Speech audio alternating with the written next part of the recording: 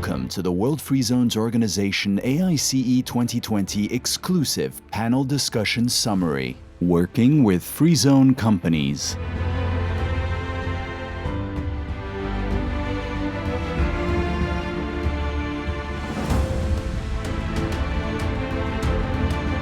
Featuring Arif Amiri, Erik Autor, Courtney Fingar, Dr. Hashim Hussein.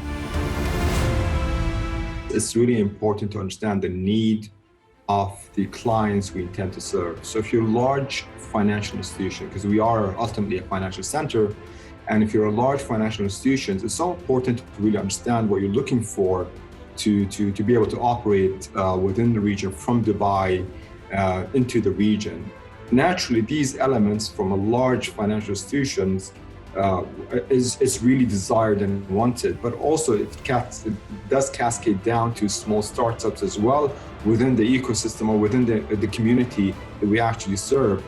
The minute you will start working on that basis, of course, you will develop a niche of clusters, which means small and medium or micro small enterprises will feed medium and large enterprises in a cluster setup.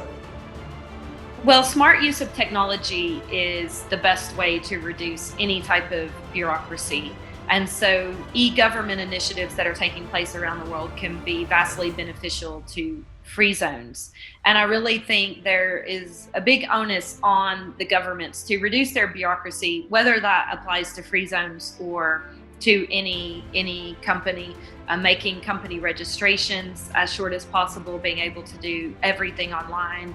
But then more specifically to free zones, obviously deploying technology for customs clearance and essentially doing everything as possible online. Anytime there is a need to go somewhere physically and have a stamp and print out a document, then you're probably doing something wrong. Our system is called the Foreign Trade Zones program, and we have 194 active zones throughout the United States and Puerto Rico. The tariff benefits that the program provides operator users, the companies that set up manufacturing and distribution operations in the zones, really can benefit both small and large companies. The type of the companies and the enterprises, as I said, it has to, first of all, we have to have the most important criteria is innovation, that they have to be innovative, okay? And here when I talk about innovation, I'm not talking only about technological innovation. We're talking about technological and non-technological innovation. The crucial factor is actually being able to tie this to research that's happening in universities nearby. Because where there are failings, Europe is catching up in this, but where we see failings in many parts of the world is creating that solid chain between research coming out of universities and the commercialization of this research and innovation. And while the universities are not really located very many times within the free zones, I think if the free zones are going to be successful in creating an innovation ecosystem, they really have to be plugged in with the universities in their area and try to get this pipeline going.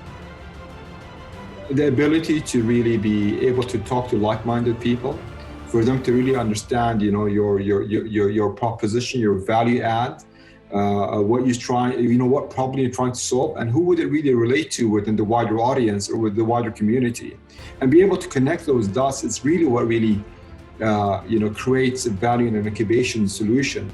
And this will develop the cluster which we have been talking about, and the feeding of products and services from small and medium enterprises to the large and big corporates.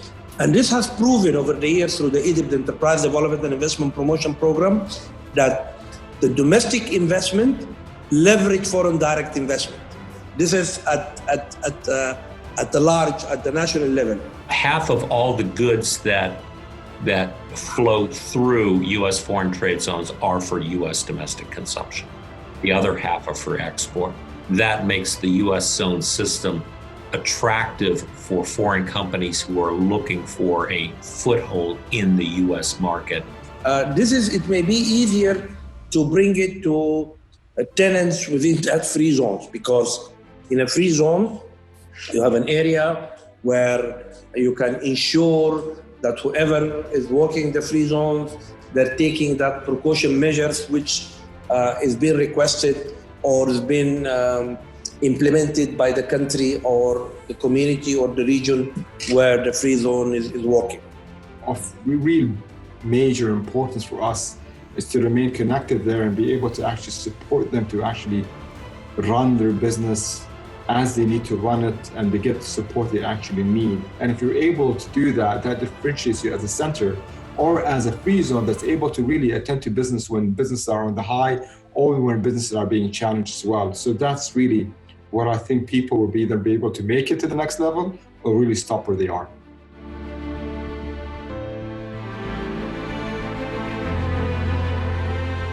For more insights from each of our speakers, please take a look at our exclusive individual in-depth interviews available on our website.